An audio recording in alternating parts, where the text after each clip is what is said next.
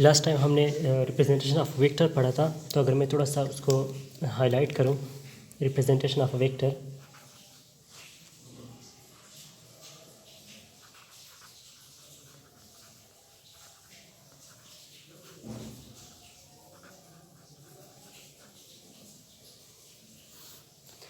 तो वेक्टर को हम रिप्रेजेंट कर सकते हैं एक अगर मैं इसको ग्राफिकल रिप्रेजेंट करूं तो ये हमारे पास कोई वेक्टर है, इसको मैं ए नाम देता हूं, तो इसके ऊपर हम एरो हेड लगाते हैं और ये वेक्टर को रिप्रेजेंट करता है।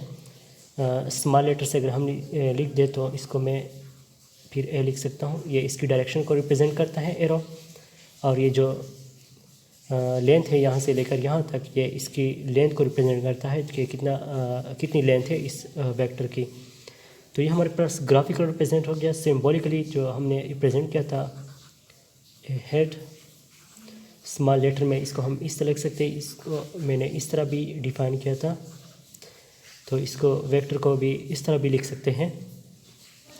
और हमें पता है कि वेक्टर जब हम वेक्टर को लिखते हैं तो इसका एक मैग्नीट्यूड भी होता है, जिसको मॉड से रिप्रेजेंट करते हैं या मॉडुलस भी कहते हैं, और इसका मैग्नीट्यूड प्रेजेंट करता है, और इसके साथ डायरेक्शन होता है जिसको हम यूनिट वेक्टर कहते हैं, और इसको एक कैप से रिप्रेजेंट करते हैं।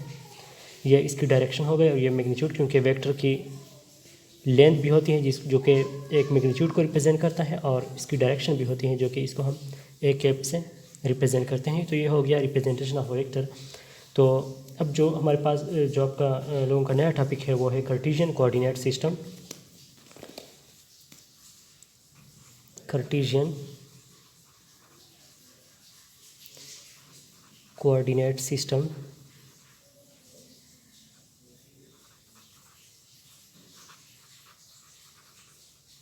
कार्टेशियन कोऑर्डिनेट सिस्टम का सेकंड नेम जो है या दूसरा नाम इसका रेक्टेंगुलर कोऑर्डिनेट सिस्टम भी है। इसको रेक्टेंगुलर कोऑर्डिनेट सिस्टम भी कहते हैं।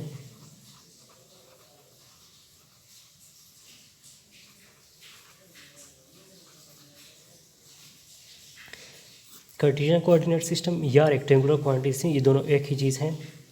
तो ग्राफिकली जब हम किसी भी चीज़ का डायरेक्शन जो कि हम रिप्रेजेंट करते हैं, तो हमें पता है कि हम इसको इस तरह डिफाइन करते हैं ग्राफिकली। नॉर्थ होता है, नॉर्थ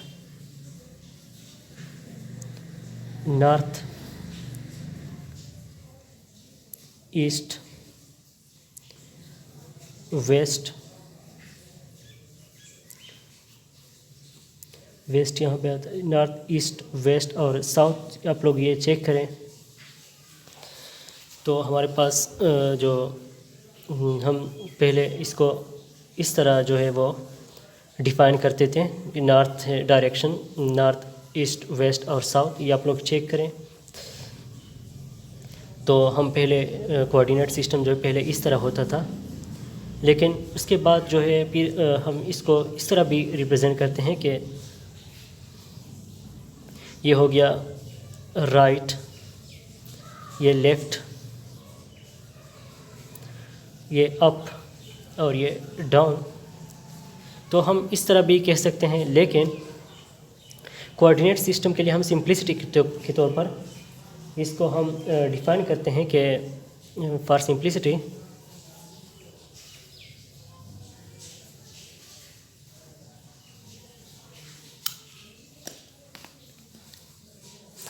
ये कोऑर्डिनेट सिस्टम हम फिर इस तरह डिफाइन करते हैं, a set of mutually perpendicular,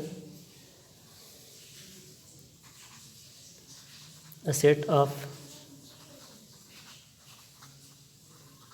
mutually perpendicular lines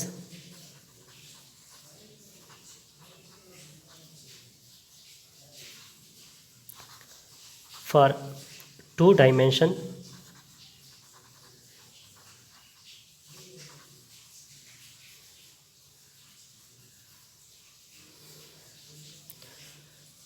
तो जो कोऑर्डिनेट सिस्टम होता है वो एक दो म्यूचुअली परपेंडिकुलर, अगर हम टू डायमेंशन में बात करें एक्स वाई में, तो हमारे पास ये दो म्यूचुअली परपेंडिकुलर, अगर इसको मैं ग्राफिकली रिप्रेजेंट करूं तो ये हमारे पास एक्स, ये एक्स बार, ये वाई और ये वाई बार, ये तो ये दोनों म्यूचुअली परपेंडिकुलर है। परपेंडिकुलर का मतलब ये है कि नॉर्मली ये दोनों आपस में क्या करते हैं, इंटरसेक्ट करते हैं, या इसके अंदर जो इसके दरमियान जो एंगल बनता है वो 90 डिग्री का होता है। तो ये भी 90 डिग्री हो गया, ये भी 90, तो इसको हम परपेंडिकुलर भी कहते हैं। इस वजह से डायमेंशन का मतलब ये है कि ये हमारे पास जिसके डायरेक्शन है सिर्फ एक्स और वाई के लॉन्ग है। ये जो ये हमारे पास एक्सिस है, ये एक्स एक्सिस और वाई एक्सिस, अगर ये जेड एक्सिस भी हो गया, इस तरह जेड एक्सिस होगा, वो अपवर्ड और इनवर्ट होगा, तो उसको हम 3 डायमेंशन कहते हैं। लेकिन यहाँ पे हम सिर्फ कार्टेशियन कोऑर्डिनेट सिस्टम या रेक्टेंगुलर कोऑर्डिनेट सिस्टम जो हम कंसिडर कर रहे हैं वो सिर्फ 2 डायमेंशन का हम कंसिडर कर रहे हैं यहाँ पे। और इसका जो इंटरसेक्शन पॉइंट होता है, द पॉइंट ऑफ इंटरसेक्शन, इसके जो एक्सिस होते हैं, एक्स और वाई को हम क्या कहते हैं, एक्सिस।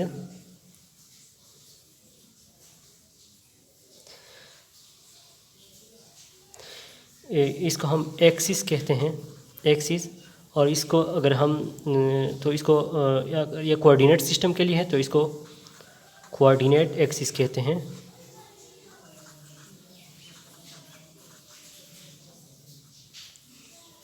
और इसका जो इंटरसेक्शन पॉइंट होता है इन दोनों, ये जो एक्स एक्सिस,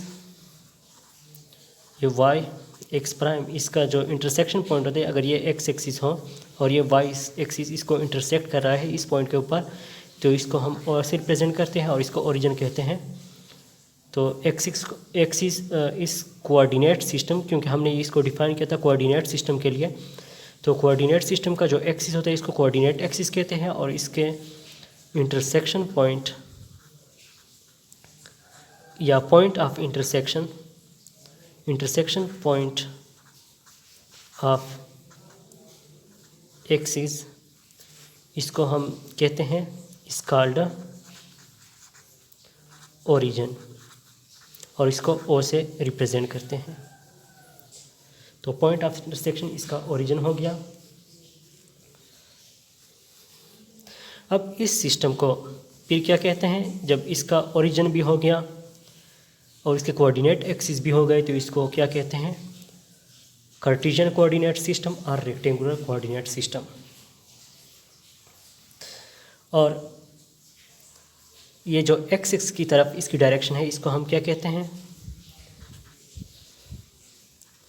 एलॉन्ग एक्स, इसका जो लाइन एलॉन्ग एक्स एक्सिस जो लाइन है, एलॉन्ग एक्स के एलॉन्ग जो लाइन है, इसको एक्स एक्सिस कहते हैं। और एलॉन्ग वाई के जो लाइंस है, एलॉन्ग वाई डायरेक्शन, इसको वाई एक्सिस कहते हैं।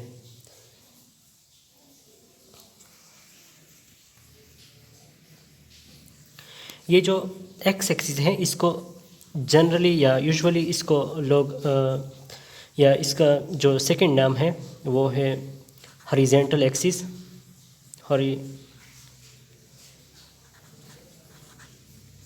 हॉरिजॉन्टल एक्सिस भी कहते हैं। और जो वाई एलॉन्ग वाई है, इसको वर्टिकल एक्सिस भी कहते हैं।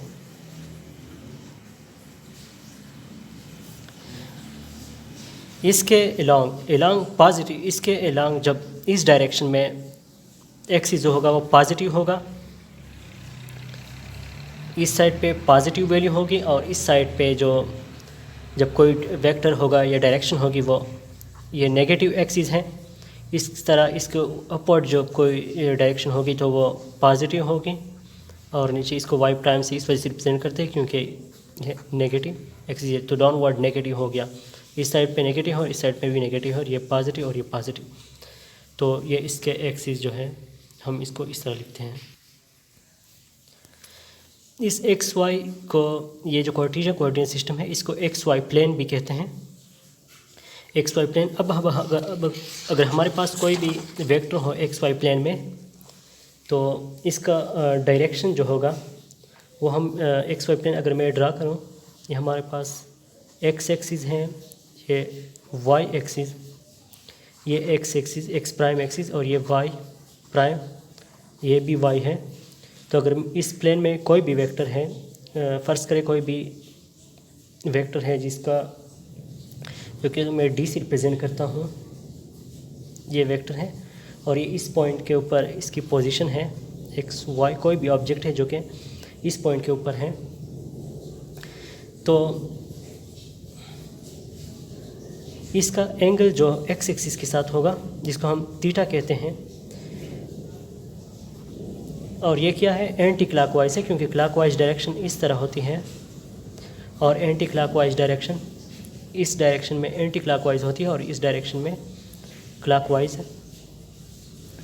तो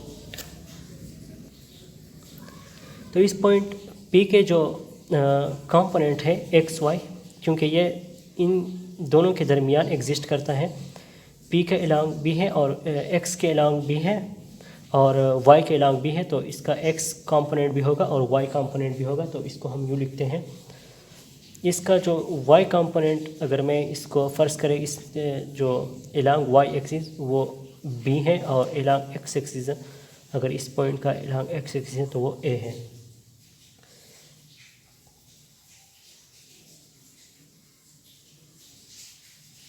इसका मतलब अगर ये ऑब्जेक्ट यहाँ से यहाँ तक जाता है, इस डायरेक्शन में जा रहा है, तो इसका A कंपोनेंट भी इस डायरेक्शन में इंक्रीज़ होगा और B कंपोनेंट जो Y कंपोनेंट है वो भी इस तरह बनेगा। तो ये ऑब्जेक्ट इस तरह जा रहा है तो इसका X भी बन रहा है और Y भी बन रहा है, तो इसको हम X और Y यूँ लिखते हैं। और इसका अगर मैं कंपोनेंट बना लूँ तो A कंपोनेंट और ये इसका B कंपोनेंट हो गया।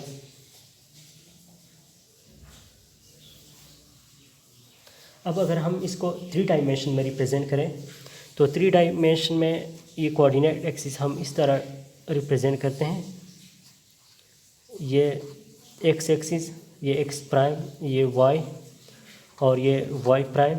तो जो जेड होगा वो आउटवर्ड होगा, आउट ऑफ द बोर्ड होगा या आउट ऑफ द पेज, और इनवर्ड द पेज। तो वो इसका इनवर्ड होगा वो नेगेटिव होगा, आउटवर्ड जो है पॉजिटिव होगा। तो हम इसको ड्रा नहीं कर सकते, लेकिन यहाँ पे हमें इसको फिर हम इस तरह लिखते हैं कि जेड हो गया और इसका जो अंदर होगा वो जेड प्राइम होगा। तो ये यहाँ पे जो इंटरसेक्शन पॉइंट है इसको हम ओरिजिन ओ से रिप्रेजेंट करते हैं।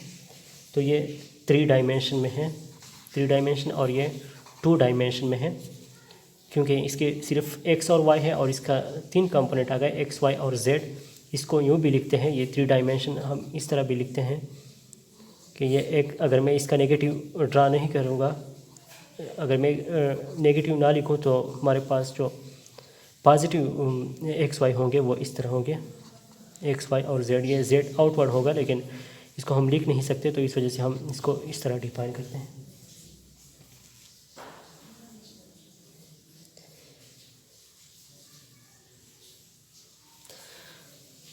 अब अगर कोई भी वेक्टर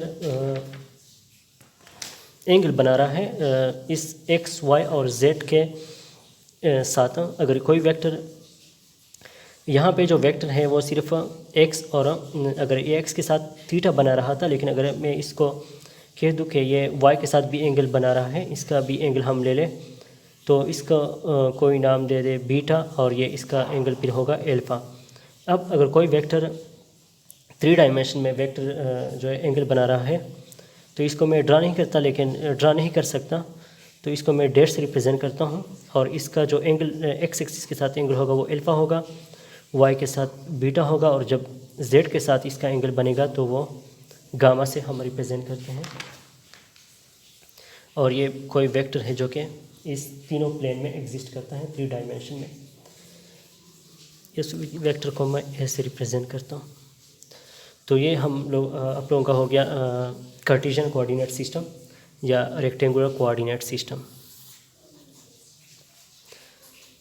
अगर मैं इसको दोबारा आप लोगों को रिवाइज कर दूं कि हमारे पास कोऑर्डिनेट सिस्टम किस तरह होता है और रेक्टेंगुलर कोऑर्डिनेट सिस्टम, तो ये दोनों एक ही चीज़ है, रेक्टेंगुलर कोऑर्डिनेट सिस्टम और कार्टेशियन कोऑर्डिनेट सिस्टम। हमें पता है कि पहले जो आप लोगों का कंसेप्ट था, तो या जो हम जनरली हम कोई भी डायरेक्शन लेते हैं तो हम अमूमन जो यूज़ करते हैं वो ईस्ट, वेस्ट, नॉर्थ और साउथ। कोई ऑब्जेक्ट इसकी तरफ जा रहा है तो हम इसका डायरेक्शन इस तरह लेते हैं कि वो ईस्ट, नॉर्थ और साउथ। या अगर हम लेफ़्ट राइट कंसिडर करें तो लेफ़्ट राइट अप और डाउन, तो इस तरह कार्टेशियन कोऑर्डिनेट सिस्टम होता है। लेकिन सिंप्लिसिटी के लिए हम फिर क्या कंसिडर करते हैं कि एक्स एक्सिस, इसको लेफ़्ट और राइट या ईस्ट और वेस्ट को हम एक्स एक्सिस और इसको वाई एक्सिस कहते हैं। तो ये दोनों कार्टेशियन कोऑर्डिनेट को यू डिफाइन करेंगे a set of mutually perpendicular lines for 2 dimension. तो 2 डायमेंशन है एक्स वाई अगर हम कंसिडर करें, ये फिर म्यूचुअली परपेंडिकुलर है इसके दरमियान, क्योंकि ये आपस में 90 के साथ इसको इंटरसेक्ट कर रहा है और ये इंटरसेक्शन पॉइंट को हम ओरिजिन कहते हैं। अब इस साइड ओरिजिन के जो इलांग एक्स पॉजिटिव एक्स, इसको इस डायरेक्शन में ये पॉजिटिव एक्सिस होगा और इस डायरेक्शन में नेगेटिव, इस तरह अपवर्ड जो है पॉजिटिव होगा और डाउनवर्ड नेगेटिव होगा।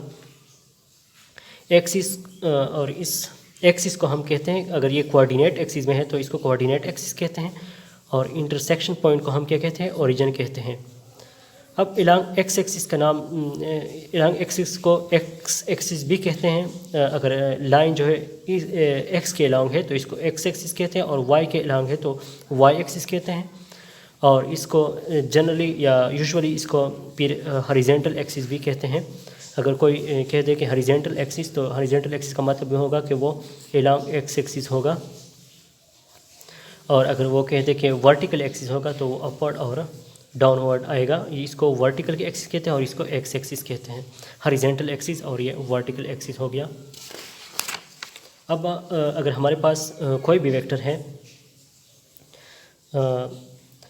एक्स वाई प्लेन में है, सिर्फ जब एक्स टू डायमेंशन हो, सिर्फ एक्स वाई में हो, तो कोई भी वेक्टर अगर एक्स एक्सिस के अलाउंग थीटा बना रहा, एंगल बना रहा हो, वेक्टर पॉइंट पी हो, तो इसको हम एंगल थीटा से, और ये थीटा बनेगा जो कि अलोंग एक्स एक्सिस के साथ एक्स एक्सिस के साथ बनाएगा, इसको हम थीटा कहते हैं। और ये पॉइंट पी है और फिर इसके कंपोनेंट होंगे इस पॉइंट पी के, क्योंकि अलोंग एक्स एक्सिस भी इसका अलोंग एक्स एक्सिस के अलोंग बी है और वाई के अलोंग बी इसका कंपोनेंट है, तो इसको एक्स और वाई से रिप्रेजेंट करते हैं। और अगर मैं इसका जो लेंथ ड्रा करूँ वो ए हो गया और यहाँ पे जो लेंथ हो गया वो बी हो गया। अब अगर ये पॉइंट पी अगर इसका वाई के साथ भी कोई एंगल बन रहा हो तो इसको बीटा कहेंगे और इसको फिर क्या कहेंगे, अल्फा कहेंगे। और अब अगर ये एंगल हम कंसीडर कर रहे हैं कि ये इस डायरेक्शन में बन रहा है एक्स एक्सिस के लंग, तो क्लॉकवाइज होगा, एंटी क्लॉकवाइज होगा। और जब ये इस तरह बनेगा एंगल, अगर हम इसका एंगल कहते हैं तो वो वाई का, तो वो क्या होगा, क्लॉकवाइज होगा, क्योंकि इस डायरेक्शन में क्लॉकवाइज होता है। और ये फिर क्या होगा, एंटी क्लॉकवाइज। 3 डायमेंशन में हम किस तरह लिखते हैं, हमारे पास एक और कंपोनेंट z आता है जो कि अपवर्ड होता है, आउटवर्ड होता है, तो इसको हम ड्रा नहीं कर सकते, इसको फिर जनरली हम इस डायरेक्शन में इस तरह लिखते हैं। तो अगर कोई भी वेक्टर एक्स वाई 3 डायमेंशन में एंगल बना रहा हो तो इसका एक्सिस के साथ एंगल अल्फा होगा, वाई के साथ बीटा होगा, और ये जो है बनेगा वो गेमा होगा। तो ये आप लोगों का ये कार्टेशियन कोऑर्डिनेट वाला टॉपिक जो है कंप्लीट हो गया। इसके लिए आप लोग फिर फर्स्ट ईयर की बुक देख लें, वहाँ पे ये इसकी डिटेल में है। तो नेक्स्ट लेक्चर हम एडिशन ऑफ वेक्टर पढ़ेंगे और उसकी प्रॉपर्टीज़ भी पढ़ेंगे।